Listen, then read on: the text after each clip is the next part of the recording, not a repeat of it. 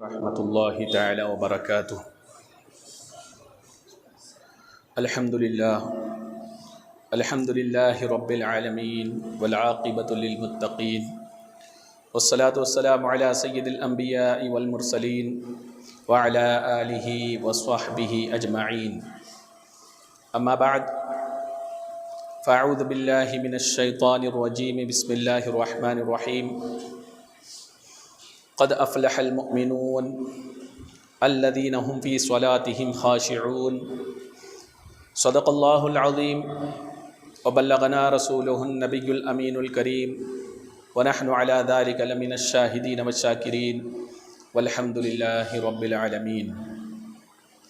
معزز سامعین اکرام، جمعۃ المبارکہ کے اس بابرکت موقع پر آئیے کچھ پیش کرنے سے قبل حضور مصطفیٰ جان رحمت، شمع بزم ہدایت، نوبہار شفاعت، تاجدار رسالت حضور احمد مجتبیٰ محمد مصطفیٰ صلی اللہ تعالیٰ علیہ وسلم کی بارگاہ اقدس میں عقیدت اور محبت کے ساتھ نذرانے درود پیش کریں۔ پڑھیں اللہم صلی علی سیدنا و مولانا محمد معدن الجود والکرم وآلہ وبارک وسلم، صلاۃ و سلاما علیک یا رسول اللہ، صلاۃ و سلاما علیک یا نبی اللہ، صلاۃ و سلاما علیک یا نور اللہ، صلی اللہ تعالی علیہ وسلم۔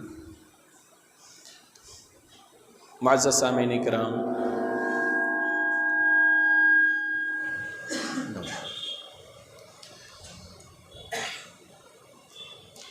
لاسٹ جمعہ کو آپ نے نماز کے فضائل کے تعلق سے گفتگو سنی تھی۔ آج انشاءاللہ تبارک و تعالی نماز کے روح کے تعلق سے کچھ باتیں میں آپ کے سامنے پیش کرنے کی کوشش کروں گا۔ اللہ تبارک و تعالی سے دعا ہے کہ اللہ تبارک و تعالی مجھے حق کہنے، آپ لوگوں کا حق سننے اور ہم سب کو اس پر عمل کرنے کی توفیق عطا فرمائیں۔ معزز سامعین کرام، نماز کی روح کیا ہے؟ اس کو بس اتنا سمجھ لیں، جس طریقے سے انسان کے اندر روح ہے تو اس کے ہاتھ پیر، اس کی ایک بدن کی ویلیو ہے۔ جو ہی روح نکل جائے، بدن سے جدا ہو جائے، تو اب اس بدن کی کیفیت کیا؟ آپ خود سوچیں، کتنا بھی اسے عزیز ہو، سارے گھر والے اس کوشش میں لگے رہتے ہیں کہ کتنی جلدی ہو سکے، جس قدر ہو سکے اسے قبرستان تک پہنچایا جائے۔ تو بدن کی ویلیو کب ہے؟ اس کی قدر اس وقت ہے جب وہ روح سے ملا ہوا ہو، روح اس کے اندر ہو، اور روح نکل جائے تو اس کی ویلیو ختم ہو جاتی ہے ظاہری طور پر۔ ایسے ہی نماز کی روح نماز کے اندر ہے تو اس نماز کی ویلیو ہے، اور اگر وہ روح نماز کے اندر نہ ہو، اس نماز کی کوئی ویلیو نہیں ہے۔ اس کو آپ سمجھ لیں۔ چونکہ انسان اس دنیا میں رہتا ہے تو جس طرف وہ نظر دوڑائے گا تو ہر چہار جانب اسے یہ دنیا پرکشش نظر آتی ہے۔ وجہ کیا ہے؟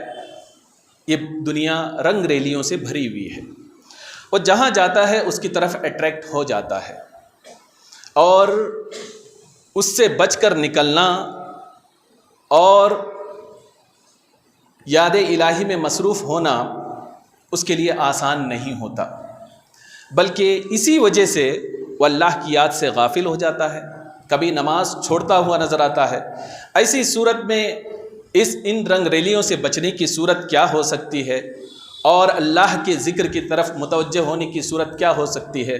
اس کا سب سے بڑا ذریعہ یہ نماز ہے۔ بندہ مومن اگر نماز کی طرف مشغول ہو جائے تو یقیناً اس نماز کی وجہ سے اللہ کا ذکر بھی اس میں ہو جائے گا، اور نماز ادا کرتے کرتے بندہ مومن ساری برائیوں سے دور ہو جائے گا اور اللہ کا ہو کر رہ جائے گا۔ امام غزالی رحمۃ اللہ تعالی علیہ ایک روایت نقل فرماتے ہیں کہ بندہ مومن نماز ادا کرتا ہے تو اس کا فائدہ اسے کیا ہوتا ہے؟ تو آپ فرماتے ہیں کہ بندہ مومن نماز ادا کرتا ہے تو اللہ تبارک و تعالی اس سے تنگ دستی کو دور فرما دیتا ہے، اور جب وہ قبر میں جائے گا تو اللہ تبارک و تعالی نماز کی پابندی کی وجہ سے عذاب قبر سے اسے محفوظ فرمائے گا، اور جب بروز حشر وہ میدان محشر میں اٹھے گا تو نماز کی پابندی کی وجہ سے اللہ تبارک و تعالی اس کے نام اعمال کو اس کے دائیں ہاتھ میں دے گا، اور نماز کی پابندی کرنے کی وجہ سے آپ فرماتے ہیں کہ وہ پل صراط سے بجلی کی چمک کی طرح وہ گزر جائے گا، اور اللہ تبارک و تعالی بلا حساب و کتاب نماز کی پابندی کی وجہ سے اسے جنت میں داخل فرمائے گا۔ تو اس طریقے سے بے شمار نماز کی فضیلتیں ہیں۔ رسول اکرم صلی اللہ علیہ وسلم نے فرمایا، مشہور حدیث ہے کہ صحابہ سے پوچھا، اے میرے صحابہ بتاؤ، تمہارے گھر کے سامنے اگر کوئی نہر ہو، پانی جاری ہو، اور تم اس نہر میں 5 مرتبہ غسل کرو، کیا تمہارے بدن میں کوئی میل باقی رہے گا؟ صحابہ نے عرض کیا، رسول اللہ صلی اللہ علیہ وسلم کوئی میل باقی نہیں رہے گا۔ تو سرکار دو عالم صلی اللہ علیہ وسلم نے برجستہ ارشاد فرمایا، جس طریقے سے نہر میں 5 مرتبہ نہائے دن میں تو اس کے بدن پر کوئی میل باقی نہیں رہتا، ایسے ہی بندہ مومن اگر خشوع و خضوع کے ساتھ 5 وقت نماز ادا کرے تو اس کے بدن میں کوئی گناہ باقی نہیں رہتے، گناہ اس سے جڑ جاتے ہیں۔ تو بتانے کا مقصد یہ ہے کہ نماز کی ادائیگی آدمی اس میں پابندی کرے تو یقیناً دنیا میں بھی اس کے لیے کامیابی ہے اور آخرت میں بھی کامیابی ہے۔ یہی وجہ ہے کہ نماز کے لیے بندہ مومن نکلتا ہے تو شیطان کی حد درجہ یہ کوشش ہوتی ہے کہ کسی طریقے سے وہ نماز سے منہ موڑ لے۔ امام عبد الرحمن صفوری رحمۃ اللہ تعالی علیہ ارشاد فرماتے ہیں کہ جب نماز فرض ہوئی تو شیطان چیخ اٹھا، پکارنے لگا، واویلا کرنے لگا، تو اس کی ساری ذریت جمع ہوئی، پوچھا آقا کیا بات ہے، آج آپ نے اس طریقے سے چیخ ماری کہ ہم حیران و پریشان ہیں، کیا وجہ ہے؟ تو کہنے لگا بات یہ ہے کہ آج امت محمدیہ پر نماز فرض ہوئی ہے، اگر وہ اس کو ادا کر لیں گے تو یقیناً اللہ انہیں بخش دے گا اور جنت عطا کرے گا۔ تو چیلے پوچھتے ہیں تو ہم کیا کریں؟ تو کہتا ہے شیطان کہ آج کے بعد تمہاری ڈیوٹی خاص طور پر یہ ہے کہ آدمی نماز کی طرف متوجہ ہو، نماز کی طرف نکلے، کسی طریقے سے اس کا راستہ بدل دو، کہیں اور اسے موڑ دو، یا یہ ہے کہ اگر وہ نماز کے لیے جا پہنچے، مسجد پہنچے، تو اس طریقے سے کرو کہ جتنے خیالات و وسوسات آ سکے سب کے سب اس کے سر پہ بوجھ بنا کر ڈال دو، تاکہ وہ نماز ادا کرے لیکن رکوع کرے تو اسے پتہ نہ چلے کہ رکوع ہے یا سجدہ ہے، تلاوت کرے تو اسے پتہ نہ چلے کہ کون سی آیت کی تلاوت کرے، اور نماز پڑھے تو اسے یہ پتہ نہ چلے کہ وہ 1 رکعت پڑھا یا 2 رکعت۔ اس طریقے سے اگر وہ نماز کمپلیٹ کر بھی لیتا ہے، نماز پڑھنے کے باوجود بھی وہ بے نمازی بن کر رہے گا، یعنی اسے نماز کا ثواب نہیں ملے گا۔ تو بات یہ سمجھ میں آئی کہ نماز ایک ایسا رب کے قرب کا ذریعہ ہے، نماز اللہ تبارک و تعالیٰ کی خوشنودی حاصل کرنے کا ذریعہ ہے۔ شیطان کو ہرگز گوارا نہیں کہ نماز کے ذریعے بندہ مومن اللہ کا قرب حاصل کرے،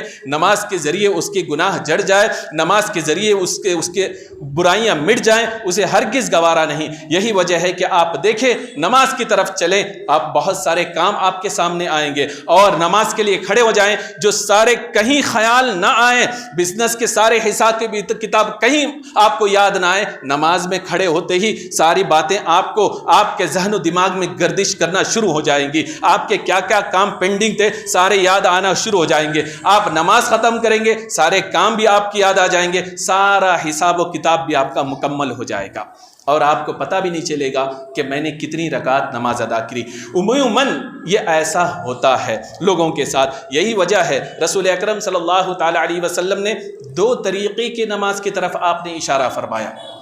ایک طریقے کو نماز سرکار فرماتے ہیں کہ بندہ مومن نماز ادا کرتا ہے، اس کے وقت پر ادا کرتا ہے، اور خشوع و خضوع کے ساتھ رکوع و سجود کرتا ہے، تو یہ نماز نورانی شکل و صورت میں آسمان کی طرف بڑھتی ہے اور رب تبارک و تعالیٰ کی بارگاہ میں جاتی ہے، اور یہ نماز اس نماز کے لیے دعا کرتی ہے کہ جس طریقے سے تو نے میری حفاظت کی، اللہ تیری حفاظت کرے۔ اور سرکار فرماتے دوسری نماز وہ ہے کہ بندہ مومن نہ رکوع سجود کا خیال کرتا ہے، نہ خشوع و خضوع کا خیال کرتا ہے، نہ ہی وقت پر اس کو ادا کرتا ہے، تو یہ نماز کالی شکل و صورت میں آسمان کی طرف بڑھتی ہے اور اسے بددعا کرتی ہوئی جاتی ہے کہ تو نے مجھے ضائع کیا، اللہ تجھے ضائع کرے، یہاں تک کہ اس نماز کو فرشتے لپیٹ کر اسی نمازی کے منہ پر مار دیتے ہیں۔ تو آپ خود سوچیں، ایک بندہ مومن نماز بھی ادا کرے اور وہ نماز اس کے منہ پر مار دیا جائے تو ایسی نماز ادا کرنے کا فائدہ کیا؟ تو نماز کس طریقے سے ادا ہونی چاہیے؟ رسول اکرم صلی اللہ تعالی علیہ وسلم ارشاد فرماتے ہیں کہ بندہ مومن اپنے وقت پر نماز ادا کرے اور رکوع اور سجود کو خشوع و خضوع کے ساتھ ادا کرے تو اللہ پر یہ عہد ہے کہ اللہ اس کو بخش دے، اور جو بندہ مومن اس طریقے سے نہیں کرتا، برعکس نہ رکوع کا خیال کرتا ہے نہ خشوع و خضوع کا خیال کرتا ہے، اس پر اللہ کا کوئی عہد نہیں، چاہے تو اسے بخش دے چاہے تو اسے اسی حال میں چھوڑ دے۔ تو بات یہ سمجھ میں آئی کہ نماز صرف یہ اٹھنے بیٹھنے کا نام نہیں ہے، نماز کا کوئی صحیح ڈھنگ سے پڑھنے کا طریقہ ہے، اور نماز کی ایک روح بھی ہے، اس روح کو خشوع و خضوع کہتے ہیں۔ اب آپ سوچیں گے یہ خشوع و خضوع ہے کیا چیز؟ قرآن مجید میں ہے قد افلح المؤمنون الذین هم فی صلاتهم خاشعون، کامیاب ہوئے وہ مومنین جنہوں نے اپنی نماز کو خشوع و خضوع کے ساتھ ادا کیا، یعنی خشوع کی حالت میں اللہ کے خوف کو دل میں بٹا کر انہوں نے نماز ادا کی، تو قرآن میں اللہ تعالیٰ فرماتا ہے ایسے مومنین کامیاب ہے۔ تو اب یہ خشوع ہے کیا، خضوع ہے کیا؟ تو عبداللہ بن عباس رضی اللہ تعالیٰ عنہ ارشاد فرماتے ہیں کہ اس کا معنی خاشعون، اس کا معنی خائفون اور ساکنون ہے، یعنی اپنے دل میں جب نماز پڑھنے کے لیے بندہ جائے، نماز کے لیے کھڑا ہو جائے تو اس کے دل میں اللہ کا خوف اس طریقے سے رچ بس جائے کہ وہ اللہ کا ہو کر رہ جائے اور ساری دنیا سے اس کا واسطہ کٹ جائے اور اس کا پورے اعضاء پارٹس آف باڈی پرسکون ہو جائے، اسی کا نام خشوع و خضوع ہے۔ تو بات یہ سمجھ میں آئی کہ نماز میں آدمی اس قدر منہمک ہونا اور ہر چیز سے اپنے آپ کو کاٹ کر اللہ کی طرف لو لگانا اور اپنے پورے بدن کو پرسکون رکھنا، اسی کو ہی خشوع و خضوع کہتے ہیں، اور اسی نماز کی ویلیو ہے۔ اور اگر بندہ مومن اس طریقے سے نماز ادا نہیں کرتا، اس کی نماز کی وہ ویلیو نہیں ہے، نہ ہی اس کی وہ فضیلت ہے۔ تو آپ سوچ سکتے ہیں کہ بندہ مومن یہ نماز کس طریقے سے ادا کریں۔ رسول اکرم صلی اللہ تعالی علیہ وسلم ارشاد فرماتے ہیں، آپ نے دیکھا کہ ایک شخص نماز ادا کر رہا ہے اور وہ اپنے داڑھیوں سے کھیل رہا ہے۔ نماز کے دوران سرکار دو عالم صلی اللہ علیہ وسلم نے ارشاد فرمایا اگر اس کی نماز میں خشوع و خضوع ہوتی تو اس کے پورے بدن جو ہے پرسکون ہوتے، یعنی نماز کے دوران اپنے بدن سے وہ نہ کھیلتا، نماز کے دوران اپنے کپڑوں سے وہ نہ کھیلتا، نماز کے دوران اپنی داڑھی سے نہ کھیلتا۔ اس لیے سرکار نے فرمایا اس کے دل میں اگر خشوع ہوتا تو اس کا پورا بدن پرسکون ہوتا۔ اور ایک شخص کو رسول اکرم صلی اللہ علیہ وسلم نے دیکھا کہ وہ آسمان کی طرف نماز میں نظر کر رہا ہے۔ سرکار دو عالم صلی اللہ علیہ وسلم نے ارشاد فرمایا کہ مجھے ڈر ہے کہ تم نماز کے دوران آسمان کی طرف دیکھتے ہو، کہ ایسا نہ ہو کہ تمہاری آنکھیں اچک لی جائیں، تمہاری آنکھیں چھین لی جائیں، تمہاری بینائی چلی جائے۔ یعنی اس حدیث میں یہ بتایا گیا کہ نماز کے دوران ادھر ادھر نہ دیکھا جائے، نہ ہی آسمان کی طرف نظر دوڑایا جائے، بلکہ نماز میں سجدے کی طرف نظر ہو اور پورے اعضاء پرسکون ہو۔ اور یہاں تک کہ رسول اکرم صلی اللہ تعالی علیہ وسلم نے ارشاد فرمایا نہى النبی صلی اللہ علیہ وسلم عن نقرۃ الغراب، یعنی بندہ جب سجدے میں جاتا ہے اس طریقے سے نماز ادا کرنے سے سرکار صلی اللہ علیہ وسلم نے منع فرمایا جس طریقے سے پرندہ دانے کو چگتا ہے۔ آپ پرندوں کے سامنے دانہ ڈالیے، آپ دیکھیں کتنا فاسٹ وہ دانے کو چگتا ہوا نظر آتا ہے۔ ایسے ہی سرکار نے فرمایا ایسی نماز ادا نہ کرو جس طریقے سے پرندے دانے کو چگتے ہوئے نظر آتے ہیں۔ تو بات یہ سمجھ میں آئی، بندے مومن کو نماز اطمینان و سکون کے ساتھ ادا کرنا چاہیے اور نماز خشوع و خضوع کے ساتھ ادا کرنا چاہیے۔ اسی لیے اللہ تبارک و تعالیٰ نے یہ شرط لگائی، کامیاب کون ہیں؟ الذین هم فی صلاتہم خاشعون، وہ مؤمنین ہیں جو اپنی نمازوں کو خشوع و خضوع کے ساتھ ادا کرتے ہیں۔ امام زین العابدین رضی اللہ تعالیٰ عنہ کو کون نہیں جانتا؟ امام حسین رضی اللہ تعالیٰ عنہ کے شہزادے ہیں، آپ کا نام علی ہے، لیکن کثرت عبادت کی وجہ سے آپ کا نام زین العابدین پڑ گیا۔ آپ کا نام اصلاً علی تھا۔ آپ کے عبادت میں شوق اور خشوع و خضوع کا یہ عالم تھا کہ روزانہ آپ 1000 رکعت نفل نماز ادا کیا کرتے تھے۔ اور ایک مرتبہ ایسا ہوا، آپ گھر میں نماز کے لیے کھڑے ہوئے اور گھر کے ایک طرف سے آگ لگنا شروع ہوئی، وہ آگ پھیلتی ہوئی گئی۔ ان کی بیوی نے دیکھا، محلے والے کو بلایا، محلے والے آ گئے اور اس آگ کو بجھا دیا۔ لیکن کیا دیکھتی ہے ان کی بیوی کہ آپ اسی طریقے سے خشوع و خضوع کے ساتھ نماز ادا کر رہے ہیں۔ آگ بجھ گئی۔ جب آپ نے نماز ختم کیا تو آپ کی بیوی نے کہا اللہ آپ پر رحم کرے، کیا آپ کو دکھائی نہیں دیا؟ پورے گھر میں آگ لگ گئی اور آپ اپنے نماز میں مشغول ہیں، اگر تھوڑی دیر اور ہو جاتی یہ پورا گھر بسم ہو جاتا، آپ کو یہ چیز نظر نہیں آئی؟ تو حضرت زین العابدین رضی اللہ تعالیٰ عنہ ارشاد فرماتے ہیں کہ میں کیسے اس آگ کی طرف توجہ کرتا؟ تم تو دنیا کی آگ بجھانے میں لگے تھے، میں آخرت کی آگ بجھانے میں لگا تھا، تو اس دنیا کی آگ کی طرف میں کیسے کنسنٹریٹ کرتا؟ ایسی صورت میں جب میں اللہ کے سامنے کھڑا ہوں، اس سے ہم کلامی کا شرف حاصل کر رہا ہوں، کیسے ہو سکتا ہے اس دنیا کے فانی آگ کی طرف میری توجہ ہو جائے؟ یہ امام زین العابدین تھے، اس لیے ان کا نام زین العابدین پڑا۔ حضرت عبداللہ بن زبیر رضی اللہ تعالیٰ عنہ صحابی رسول ہیں، انہیں بھی عبادت کا بہت اس قدر شوق تھا کہ کھڑے رہتے تو قیام میں ہی مشغول رہتے، رکوع کرتے رکوع ہی کرتے رہتے، سجود میں جاتے سجود میں ہی رہ جاتے، یہاں تک کہ روایتوں میں آتا ہے کہ آپ کھڑے ہوتے اس قدر منہمک ہو جاتے، پوری سورہ بقرہ یعنی تقریباً 2.5 پارے کے قریب آپ ایک رکعت میں پڑھ جاتے، اور اس طریقے سے پتہ چلتا، لوگ دیکھتے گویا کہ کوئی آدمی نہیں بلکہ ستون ہے، پلر کھڑا ہے، ستون کھڑا ہے۔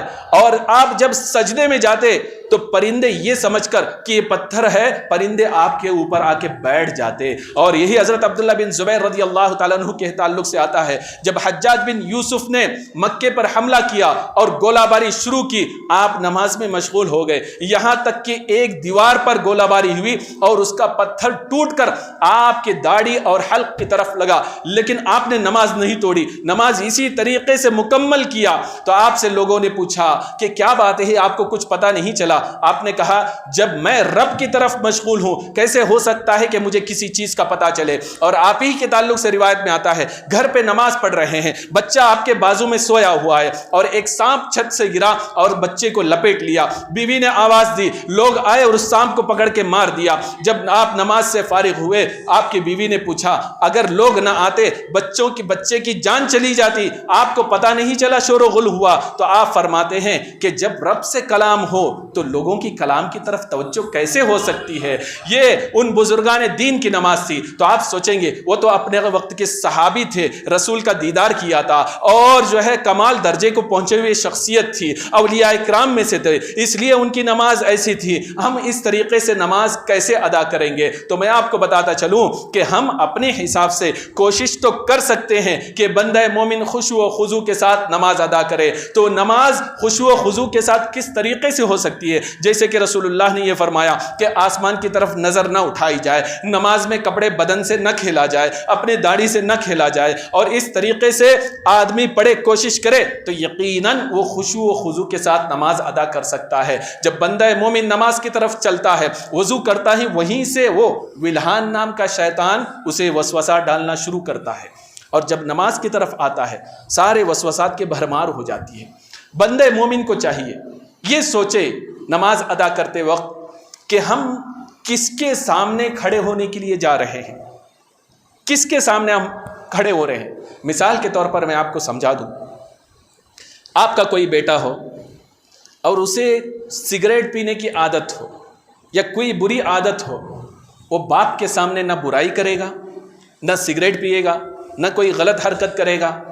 کیوں؟ وجہ کیا ہے؟ وجہ یہ ہے کہ وہ باپ سے ڈرتا ہے۔ باپ سے ڈرنے کی وجہ سے وہ گھر میں شرارت نہیں کرتا، باپ سے ڈر کی وجہ سے وہ گھر میں پرسکون رہتا ہے، باپ کے ڈر کی وجہ سے وہ سگریٹ چھوڑ دیتا ہے۔ تو بات کیا سمجھ میں آئی؟ جب بڑے کا تصور دماغ میں ہو تو وہ بچہ پرسکون ہو جاتا ہے، بچہ غلط کام نہیں کرتا ہے۔ ایسے ہی احکام الحاکمین سے بڑھ کر کوئی نہیں۔ بندہ مومن نماز میں آئے تو یہ سوچے کہ یہ خالق کائنات کے سامنے ہم کھڑے ہیں، یہ سارے بڑوں کا بڑا ہے، اس کے سامنے جب یہ تصور کر کے ہم نماز ادا کریں گے تو یقیناً ہمارے تصورات بکھریں گے نہیں، بلکہ اکٹھا ہو کر اللہ کی طرف لو لگتی ہوئی نظر آئے گی۔ تو بندہ مومن کو چاہیے نماز میں آتے وقت یہ سوچے کہ ہم کسی اور کے سامنے نہیں بلکہ رب کائنات کے سامنے کھڑے ہیں، اور کہتا بھی یہی ہے اللہ اکبر، یعنی اللہ سب سے بڑا ہے۔ تو یہی تصور دماغ میں بٹھا لے تو انشاءاللہ تبارک و تعالی آپ کی نماز کامل ہوگی۔ حضرت حاتم اصم رضی اللہ تعالی عنہ سے کسی نے پوچھا آپ کی نماز کس طریقے سے ہوتی ہے؟ تو آپ فرماتے ہیں 30 سال سے تقریباً میں اس طریقے سے نماز ادا کر رہا ہوں کہ اچھے طریقے سے وضو کرتا ہوں، پھر اس کے بعد اپنے بدن کو پرسکون کرنے کے بعد نماز کے لیے کھڑا ہوتا ہوں مصلی پر۔ کھڑے ہونے کے بعد میرے ذہن و دماغ میں یہ تصور ہوتا ہے میرے سامنے کعبہ ہے۔ میں اس تصور کو اپنے ذہن و دماغ میں جما لیتا ہوں، کہیں اور نہیں پل صراط پہ کھڑا ہوں۔ میں اپنے ذہن میں یہ تصور جما لیتا ہوں کہ رائٹ سائڈ میں جنت ہے اور لیفٹ سائڈ میں جہنم ہے، اور میرا تصور یہ ہوتا ہے میرے پیچھے کوئی اور نہیں ملک الموت ہے جو کبھی بھی میرے روح کو قبض کرنے کے لیے تیار ہے۔ اس تصور کے ساتھ میں اللہ اکبر کہہ کے کھڑا ہوتا ہوں اور پوری اپنی نماز کو مکمل اطمینان و سکون کے ساتھ ادا کرتا ہوں۔ پھر آپ فرماتے ہیں لیکن مجھے اس بات کا خوف رہتا ہے کہ ایسا نہ ہو کہ میری یہ نماز میری منہ پر مار دی جائے، میری نماز قبول نہ ہو۔ تو آپ سوچے کہ ایسے بندے کی نماز جس کا تصور یہ ہے کہ اس کے پیر کے نیچے پل صراط ہو، رائٹ سائڈ میں جنت اور لیفٹ سائڈ میں جہنم ہو، ملک الموت اس کے پیچھا کر رہا ہو، ایسے کیا ایسے شخص کی نماز قبول نہیں ہوگی؟ ایسے تصور ہونے کے باوجود بھی وہ کہتے ہیں مجھے پھر بھی پتا نہیں میری نماز قبول ہوگی یا نہیں۔ اشت بہشت میں ایک روایت ہے ایک بزرگ کے تعلق سے، وہ فکر مند رہتے تھے ہمیشہ۔ ان سے پوچھا گیا کہ آپ فکر مند کیوں رہتے ہیں اس قدر؟ تو آپ نے کہا کہ اس بات کی فکر رہتی ہے کہ میں نماز تو ادا کر لیتا ہوں لیکن مجھے پتا نہیں میری نماز قبول ہوئی یا نہیں، کہ ایسا تو نہیں کوئی شرائط اور آداب میں سے نماز میں چھوٹ دیے گئے اور میری نماز میرے منہ پر مار دی جائے۔ آپ فرماتے ہیں اپنی مرید سے اگر تم صحیح ڈھنگ سے نماز تم نے ادا کر لیا تو سمجھ لو کہ بہت بڑا کام ادا کر لیا تم نے، اور اگر تمہاری نماز صحیح نہیں ہوئی تم نے اپنی زندگی کو تباہ کر دیا۔ تو صورت یہ ہے کہ بندہ مومن نماز کس طریقے سے خشوع و خضوع کے ساتھ ادا کرے، تو سب سے پہلی چیز ہے بندے کو فکر ہونی چاہیے نماز کس طریقے سے ادا کرنی ہے، یہ فکر ہونی چاہیے۔ جب فکر پیدا ہوگی تب دل میں جا کے خشیت پیدا ہوگی، جب فکر ہوگی تب دل میں جا کے خشوع و خضوع کی کیفیت پیدا ہوگی، جب فکر پیدا ہوگی تب ادائیگی کے ساتھ جس ڈھنگ سے نماز ادا کرنی چاہیے اس ڈھنگ سے ادا کرنی چاہیے۔ امام غزالی رحمۃ اللہ تعالی علیہ حضرت عطا سلمہ رضی اللہ تعالیٰ عنہ کی ایک روایت نقل فرماتے ہیں، یہ بہت بڑے با کرامت بزرگ گزرے ہیں۔ منہاج العابدین میں یہ واقعہ موجود ہے کہ آپ کپڑے کی بنائی کیا کرتے تھے اور اس میں ماہر تھے آپ۔ ایک مرتبہ آپ نے سوچا میں اس بار اس قدر انہماک کے ساتھ میں ایسا کپڑا بناؤں گا جس میں کوئی کمی نہ ہو، ایک دم پرفیکٹ ہو۔ تو آپ نے کئی دن لگا کے ایک کپڑا تیار کیا، ایک تھان آپ نے تیار کیا خوبصورت۔ اس کے بعد مارکیٹ میں آپ لے گئے، تاجر کے سامنے اس کو رکھا، آپ نے کہا اتنے درہم اس کپڑے کی قیمت ہے۔ اس تاجر نے کپڑے کو کھولا، بچھا دیا اور کہا اتنا درہم میں نہیں دے سکتا۔ پوچھا کیوں؟ اس نے کہا اس میں فلاں جگہ یہ کمی ہے، فلاں جگہ یہ کمی ہے، فلاں جگہ یہ کمی ہے، کئی ایک کمیاں اس نے دکھا دی۔ حضرت عطا سلمہ رضی اللہ تعالی عنہ نے جب اس کمی کو سنا، کپڑا لے لیا، لے کے ایک کونے میں بیٹھ گئے، زار و قطار رونے لگے۔ اب وہ تاجر اسے رحم آ گیا کہ میں نے اس کپڑے میں بہت سارے نقص دکھا دیے، اس کو ریجیکٹ کر دیا تو یہ رو رہا ہے۔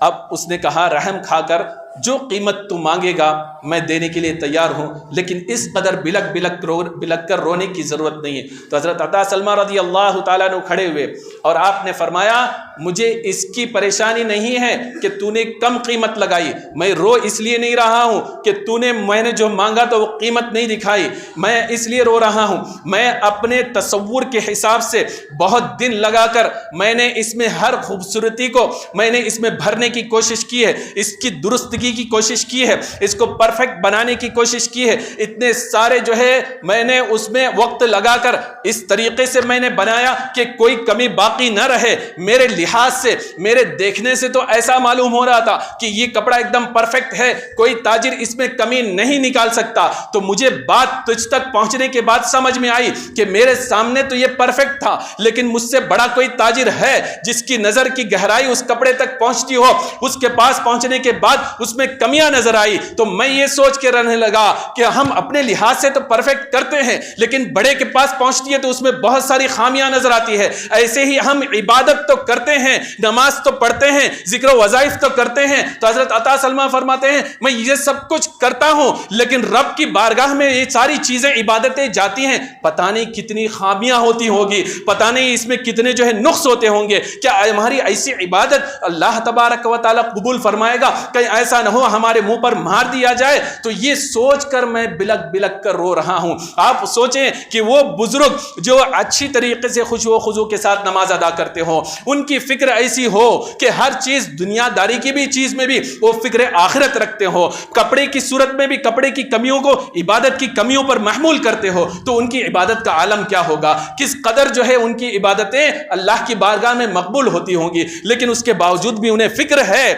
کہ اس کپڑے کی کمی کو عبادت کی کمی پر انہوں نے محمول کیا۔ تو ضرورت اس بات کی ہے ہم اپنے نماز کو پرفیکٹ نہ سمجھیں، اپنی نماز میں کمیاں جو ہیں اس کو ڈھونڈنے کی کوشش کریں اور دوسرے سے کہیں کہ ہماری نماز کی اصلاح کریں اور خشوع و خضوع کے ساتھ نماز ادا کرنے کی کوشش کریں۔ جب تک ہمارے اندر خود فکر نہیں ہوگی خشوع و خضوع کے ساتھ نماز ادا نہیں ہو سکتی۔ آپ نے یہ سوچ لیا کہ 5 وقتہ ہم نماز ادا کر لیتے ہیں، بہت بڑا معرکہ آپ نے سر کر لیا، ایسا نہیں ہے۔ جب تک کہ آپ کی نماز خشوع و خضوع کے ساتھ نہیں ہوگی آپ کی نماز انکمپلیٹ ہے۔ آپ کہہ نہیں سکتے کہ میری یہ نماز اللہ کی بارگاہ میں قبول ہوگی۔ مثال کے طور پر آپ دیکھیں ایک بادشاہ کو کوئی گفٹ کرنا چاہتا ہے، گفٹ کرنا چاہتا ہو تو وہ ایک لنگڑی لولی کام والی کو لے جا کر دے دے، یہ خدمت بہت اچھا کرتی ہے، دیکھنے میں بھی اچھی نہ ہو، اور وہ اسے لے جا کر دے دے بادشاہ کو، تو کیا بادشاہ ایسی کام والی کو قبول کرے گا؟